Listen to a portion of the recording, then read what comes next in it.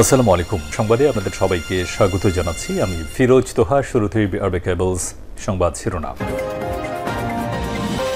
জানিয়ে দেব এই মুহূর্তে হাতে পাওয়া সর্বশেষ গুরুত্বপূর্ণ আপডেট বাংলা সংবাদ। শুরুতেই থাকছে আহসানুল হক ইনু গ্রেপ্তার। জাতীয় সমাজতান্ত্রিক দল জাসদ সভাপতি ও সাবেক তথ্যমন্ত্রী আহসানুল হক ইনুকে আটক করেছে ঢাকা মেট্রোপলিটন পুলিশ। সোমবার বিকেলে রাজধানীর উত্তরা এলাকা থেকে তাকে আটক করা হয়। আওয়ামী লীগ নেতৃত্বাধীন রাজনৈতিক জোট কেন্দ্রীয় ১৪ দলের অন্যতম গুরুত্বপূর্ণ নেতা আহসানুল হক ইনু। এবারে জানাবো, ফ্যাসিবাদ আওয়ামী লীগ সরকারের হয়ে প্রশাসনে যেসব কর্মকর্তা গণহত্যার সঙ্গে জড়িত ছিল তাদের দ্রুত অপসারণ করে সৎ ও পদবঞ্চিতদের দায়িত্বে নিয়ে আসতে নতুন তত্ত্বাবধায়ককে আহ্বান জানিয়েছেন বিএনপির মহাসচিব মির্জা ফখরুল ইসলাম আলমগীর। জানাবো, রূপগঞ্জে এখনও নিয়ন্ত্রণে আসেনি কারখানার আগুন, নিখোঁজ ১৩০। নারায়ণগঞ্জে রূপগঞ্জে রূপসী এলাকার গাজী টায়ার কারখানার আগুন, ফায়ার সার্ভিসের ১১টি ইউনিট সারারাত ধরেও চেষ্টার পর নিয়ন্ত্রণে আনতে পারেনি। এ ঘটনায় ১৩০ জন নিখোঁজ রয়েছে বলে খবর পাওয়া গেছে। এখনও আগুনে পুড়ছে কারখানাটি। থেমে থেমে বিস্ফোরণের শব্দও শোনা যাচ্ছে, যাতে কেঁপে উঠছে আশপাশের এলাকা। স্বজনদের কান্নায় ভারী হয়ে উঠেছে কারখানার আশপাশের স্থান। এবারে থাকছে, ভারত বন্ধুরাষ্ট্র হলে শেখ হাসিনাকে হস্তান্তর করবে। বিএনপি চেয়ারপারসনের উপদেষ্টা ও সাবেক বিরোধী দলীয় চিফ হুইপ জয়নুল আবেদিন ফারুক বলেছেন, শেখ হাসিনার নির্দেশে দেশের অসংখ্য ছাত্র জনতাকে হত্যা করা হয়েছে। বাংলার মাটিতে আপনাকে বিচারের কাঠগড়ায় দাঁড়াতেই হবে। ভারত যদি বন্ধুরাষ্ট্র হয়, অনতিবিলম্বে শেখ হাসিনাকে বাংলাদেশে হস্তান্তর করবে। জানাবো একটি সুসংবাদ, বিশ্বের প্রথম ক্যান্সার টিকার পরীক্ষামূলক প্রয়োগ শুরু। আর কোনো প্রাণ যাবে না ক্যান্সারে। এখন আর দুরারোগ্য থাকছে না এই ব্যাধি, এমনই আশার আলো দেখাচ্ছে বিজ্ঞানীরা। ক্যান্সারের সম্ভাব্য প্রতিষেধক আবিষ্কারের পর প্রথমবারের মতো তা পরীক্ষামূলকভাবে রোগীর দেহে প্রয়োগ করা শুরু করেছেন তারা। গবেষণাগার জানান, টিকাটি মূলত ফুসফুস ক্যান্সারের রোগীদের জন্য বিশেষভাবে তৈরি, যাকে বলা হচ্ছে mRNA টিকা। এর মাধ্যমে হাজার হাজার মানুষের জীবন রক্ষায় যুগান্তকারী সম্ভাবনা দেখছেন বিজ্ঞানীরা। এবং সর্বশেষ জানাবো, ত্রিপুরা সহ ভারতের ৯ রাজ্যে রেড অ্যালার্ট জারি, ভারী বৃষ্টির আশঙ্কা। ভারী থেকে অতি ভারী বৃষ্টিপাতের আশঙ্কায় ভারতের বিভিন্ন রাজ্যে রেড অ্যালার্ট জারি করেছে ভারতীয় আবহাওয়া দপ্তর। এ তালিকায় নাম রয়েছে ত্রিপুরারও। সীমান্তবর্তী এই ভারতীয় রাজ্যটিতে সাম্প্রতিক রেকর্ড বৃষ্টিপাত এবং তার জেরে বাঁধের মুখ খোলার ঘটনায় বন্যা পরিস্থিতির অবনতি হয় বাংলাদেশে। এতক্ষণ শিরোনাম শুনছিলেন, এবার বিস্তারিত।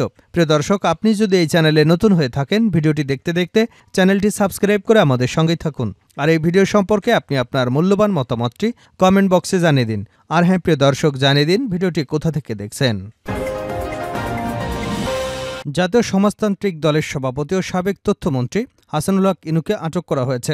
সোমবার বিকেলে রাজধানীর উত্তরা এলাকা থেকে তাকে আটক করা হয়। আওয়ামী লীগ নেতৃত্বাধীন রাজনৈতিক জোট কেন্দ্রীয় ১৪ দলের অন্যতম গুরুত্বপূর্ণ নেতা আহসানুল হক ইনু। এর আগে ২২শে অগাস্ট কেন্দ্রীয় ১৪ দলের আরেক গুরুত্বপূর্ণ নেতা বাংলাদেশ ওয়ার্কার্স পার্টির সভাপতি রাশেদ খান মেননও গ্রেপ্তার হন।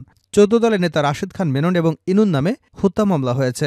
আন্তর্জাতিক অপরাধ ট্রাইব্যুনালেও সাবেক প্রধানমন্ত্রী শেখ হাসিনা ও তার মন্ত্রিসভার সদস্যদের নামে গণহত্যার অভিযোগ করা হয়েছে। বৃহস্পতিবার সাবেক বিচারপতি এইচ.এম. শামসুদ্দিন চৌধুরী মানিক, জাতীয় সমাজতান্ত্রিক দলের সভাপতি আহসানুল হক ইনু, ওয়ার্কার্স পার্টির সভাপতি রাশেদ খান মেননের বিরুদ্ধে জিয়া পরিবার নিয়ে বিরূপ মন্তব্যের অভিযোগে মামলা দায়ের করা হয়েছে।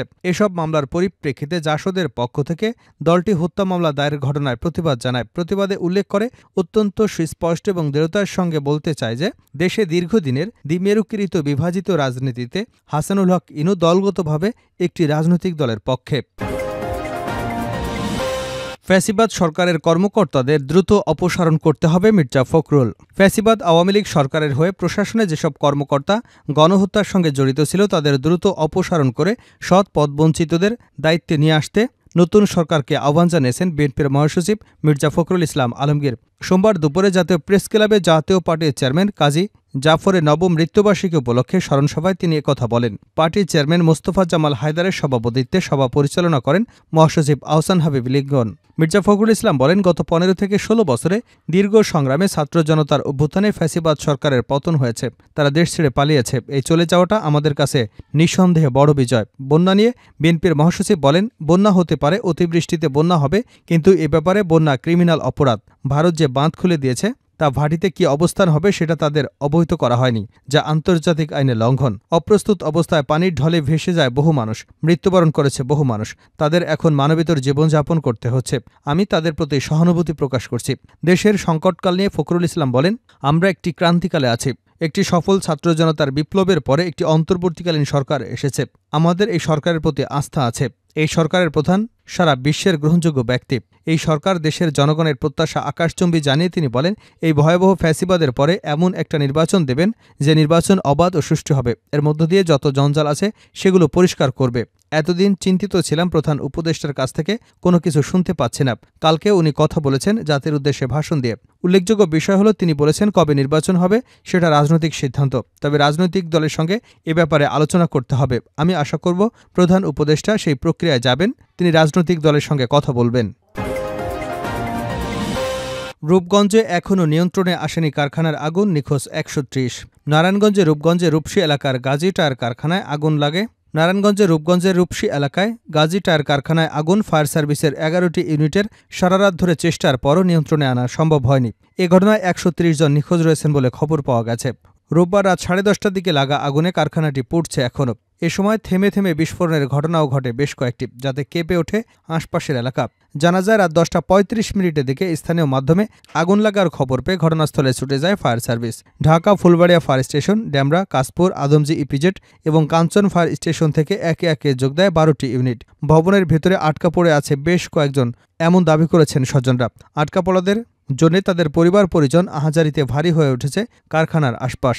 এদিকে আগুনে লেলিহান শিখা বাড়তেই থাকে। আশপাশের এলাকার শিল্প কারখানা, বাড়িঘরে লোকজনের মাঝে চরম আতঙ্ক বিরাজ করছে। ফায়ার সার্ভিসে লোকজনের সঙ্গে নারায়ণগঞ্জ ইন্ডাস্ট্রিয়াল পুলিশও কাজ করে যাচ্ছে।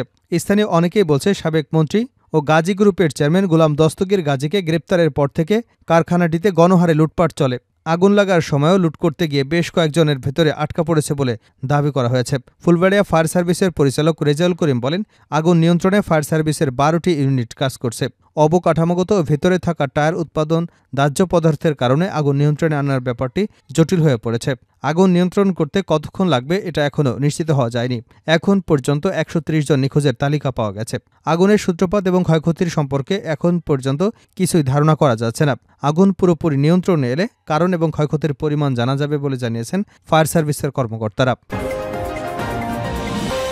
ভারত বন্ধুরাষ্ট্র হলে শেখ হাসিনাকে হস্তান্তর করবে ফারুক। বিএনপি চেয়ারপারসনের উপদেষ্টা ও সাবেক বিরোধী দলীয় চিফ হুইপ জয়নুল আবেদিন ফারুক বলেছেন, শেখ হাসিনার নির্দেশে দেশের অসংখ্য ছাত্র জনতাকে গুলি করে হত্যা করা হয়েছে। বাংলার মাটিতে আপনাকে বিচারের কাঠগড়ায় দাঁড়াতেই হবে। ভারত যদি বন্ধুরাষ্ট্র হয় অনতিবিলম্বে শেখ হাসিনাকে বাংলাদেশে হস্তান্তর করবে। সোমবার রাজধানী জাতীয় প্রেস ক্লাবের সামনে প্রবাসী অনলাইন বিএনপি গ্রুপের উদ্যোগে শেখ হাসিনার শাস্তির দাবিতে এক মানববন্ধনে এসব কথা বলেন তিনি। শেখ হাসিনার উদ্দেশ্যে ফারুক বলেন, এত সুখ আপনার থাকবে না, যত শান্তিতেই ভারতে থাকেন না কেন বাংলাদেশের জনগণ আপনাকে আনবে এবং বিচার করবে। আপনি বিএনপির অসংখ্য নেতাকে গুম করেছেন, আপনার বাহিনী দিয়ে দেশের অসংখ্য জনগণ এবং ছাত্র জনতাকে হত্যা করেছেন। মামলা সবে শুরু হয়েছে, আরও মামলা হবে। বাংলার মাটিতে আপনাকে বিচারের কাঠগড়ায় দাঁড়াতে হবে। ভারত সরকারের উদ্দেশ্যে তিনি বলেন, ভারত যদি আমাদের বন্ধুরাষ্ট্র হয় মোদী সরকারের কাছে অনুরোধ করব অনতিবিলম্বে শেখ হাসিনাকে বাংলাদেশে হস্তান্তর করুন। ফারুক বলেন, শেখ হাসিনার প্রেতাত্মারা বাংলাদেশে নতুন করে সমস্যা সৃষ্টি করতে মরিয়া হয়ে উঠেছে। তার জন্য জাতীয়তাবাদী শক্তির সবাইকে সজাগ থাকতে হবে। আনসারদের উদ্দেশ্যে বিএনপির এই নেতা বলেন, গত 16 বছরে আপনাদের দাবি কোথায় ছিল? ডক্টর ইউনূস ক্ষমতায় আসার পরপরই আপনাদের দাবির মধ্য থেকে গুলি আসে কেন? এরা কারা? আপনাদের গায়ে নতুন জামা কেন? কারা অর্থ দিয়েছে এসব তদন্তে বের হবে। তিনি বলেন, বাংলার মাটিতে শেখ হাসিনার বিচার দেখে যেতে না পারলে মুক্তিযোদ্ধা হিসেবে আমার সার্থকতা আসবে না। তিনি বলেন, অন্তর্বর্তীকালীন সরকার ক্ষমতায় বসেছে মাত্র 21 দিন। এর মধ্যে ঢাকা শহরটাই যেন দাবির ভূমি হয়ে উঠেছে। ডক্টর ইউনূস বসেছেন মাত্র, এখনও শেখ হাসিনার জঞ্জাল মুক্ত করতে পারেনি। ট্রিট ইউনিয়ন চেয়ারম্যানদের বরখাস্ত করার সময় পাচ্ছে না, একটু সময় তো তাকে দিতে হবে। ডক্টর ইউনূসের কাছে দাবি জানিয়ে বিরোধী দলীয় সাবেক চিফ হুইপ বলেন, আপনার উপর যে অন্যায় হয়েছে এগুলো আপনি প্রতিশোধ নেবেন না জানি, তবে আমার 16 বছরে 8 বছর জেলে খেটেছি। হারুন, বিপ্লব, বেনজির, আসাদের মতো পুলিশ অফিসাররা আমাদের নেতাকর্মীদের বাসায় ঢুকে তাদের স্ত্রীদের গায়ে হাত তুলেছে, তাদের গ্রেপ্তার করেছে। এদেরকে আপনার আইনের আওতায় আনতেই হবে।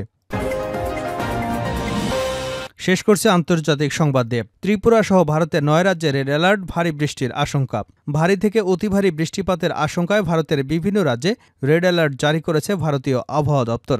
এই তালিকায় নাম রয়েছে ত্রিপুরারও। সীমান্তবর্তী এই ভারতীয় রাজ্যটিতে সাম্প্রতিক রেকর্ড বৃষ্টিপাত এবং তার জেরে বাঁধের মুখ খোলার ঘটনায় বন্যা পরিস্থিতির অবনতি হয় বাংলাদেশে। রোববার ভারতীয় সংবাদ মাধ্যম আউটলুক ইন্ডিয়ার প্রতিবেদনে বলা হয়েছে, ভারতের বিভিন্ন রাজ্যে ভারী থেকে অতি ভারী বৃষ্টিপাতের সংখ্যায় লাল সতর্কতা জারি করেছে আইএমডি। বিশেষ করে দেশটির পশ্চিম ও মধ্যাঞ্চল পরবর্তী 24 ঘণ্টায় প্রবল বৃষ্টিপাতের পূর্বাভাস রয়েছে। যেসব রাজ্যে আইএমডি রেড অ্যালার্ট জারি করা হয়েছে সেগুলোর মধ্যে রয়েছে গুজরাট, মহারাষ্ট্র, গোয়া, মধ্যপ্রদেশ, রাজস্থান, নাগাল্যান্ড, মণিপুর, মিজোরাম ও ত্রিপুরা। এছাড়া উড়িষ্যা, পশ্চিমবঙ্গ, কর্ণাটক এবং রাজস্থানে কমলা সতর্কতা জারি করা হয়েছে। ত্রিপুরায় আরও বৃষ্টিপাতের সংখ্যায় দক্ষিণ ত্রিপুরা জেলায় লাল সতর্কতা এবং ধলাই ও গোমতী জেলার কমলা সতর্কতা বজায় রেখেছে আইএমডি।